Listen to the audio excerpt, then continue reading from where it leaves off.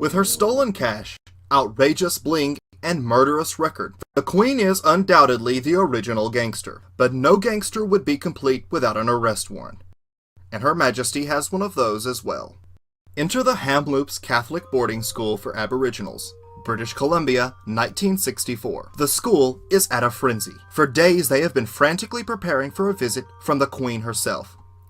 The children have been washed and given new clothes for the first time in weeks. She arrived with surprisingly little fanfare, before selecting a group of students to accompany Prince Philip and herself on a picnic. The ones she chose seemed to be the smarter kids of the class. Along with a priest, the group made their way to a meadow beside a nearby creek, where each child was made to bow and kiss Queen Elizabeth's foot. After the picnic, she was seen leaving with 10 of the Aboriginal children, 7 boys and 3 girls. They were never seen or heard from again.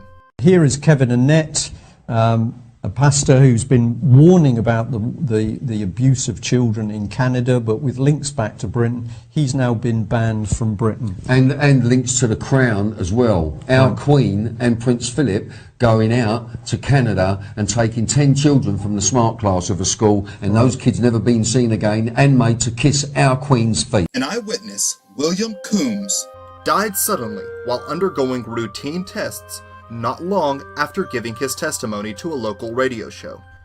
William Coombs shuffles into the Ovaltine Cafe on Vancouver's Hastings Street, Skid Row, with his few belongings stuffed in a backpack.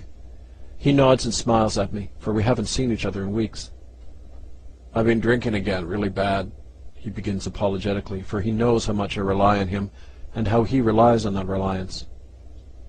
"The memories again?" I ask. "Yeah, but it's like now I ain't got nowhere to talk about it. Not now, with your radio show gone. That was the way I got by, talking on the show." I nod, remembering with more than anger how his lifeline was severed so brutally. I say quickly, "I've got a new show, a blog radio program. You have to come on it." He looks at me wearily, then reaches into his bag and extracts a nearly empty bottle and swigs from it. We let the minutes tick by, hoping for something. Finally, William says, "Remember when the Queen came to our school? How she took away those 10 kids?" "Yeah, I checked on that. She was definitely in BC in the fall of '64. I remember their names, some of them, the boys." I pull out my notepad. "There was Harvey and Ralph Parker, Métis boys from Lytton. They were in the group taken away by the Queen and Philip after the picnic at Dead Man's Creek. 5 other boys went, and 3 girls. They were all in the smart group in school. The 10 children were never seen again." "You remember anything else, William?" I asked. He nods sadly. "George Adolphe and Ralph Arnoux, they were with me that day. They saw the kids taken away, and how she made them all kiss her foot." "What?"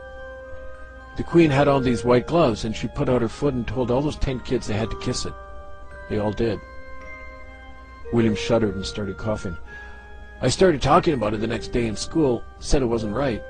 Then the nun told me if I said anything against the Queen, I'd get killed for it."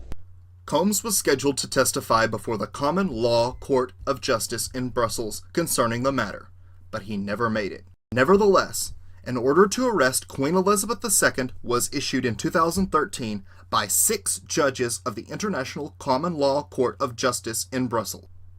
After nearly a year of litigation, Queen Elizabeth II and her husband, Prince Philip, were found guilty in the disappearance of 10 native children from the Catholic-run Kamloops Residential School in British Columbia. Grieving parents haven't seen their children since they left for a picnic with the royal couple on October 10, 1964. Arrest warrants like these will never be answered to by the Queen.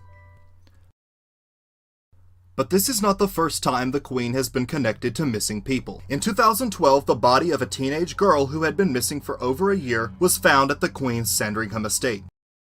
Evidence suggests she was the victim of a murder, and that the body had been there roughly 4 months. That time frame would place the time of death around the Druidic holiday of Mabon. Mabon is widely celebrated by occult enthusiasts, but none more so than the Druids with whom the holiday originated. Queen Elizabeth can be seen in a rare photograph showing her in full Celtic regalia, continuing the ancient Druidic traditions in a ceremony before her coronation. On this important ritual day, the ancient Celtics would sacrifice a human burned alive in a giant wicker man. Perhaps someone just got sloppy with the last Mabon sacrifice. But this isn't the first time Her Majesty has a body turn up on her property. An American by the name of Robert James Moore was found dead on a strange hand-built hut on an island right outside of Buckingham Palace. He was described as having an obsession with the Queen. For 15 years, he had been sending offensive letters and packages to her, and had been living on a nearby island to spy on the palace. This island is somewhat inaccessible. You have to swim out to it, but locals described it as having the perfect view of the palace. From there, you would be able to see all the comings and goings of the royal family. The coroner on this case described it as, quote, an excellent, unimpeded view of the palace. His body had been there for years before it was discovered by tree trimmers on the island. By this time, only a skeleton remained, but the medical examiner was careful to avoid ruling out foul play, calling his death undetermined. What had Moore seen on his Robin Crusoe-style voyeur's nest, and could it have played a role in his untimely demise?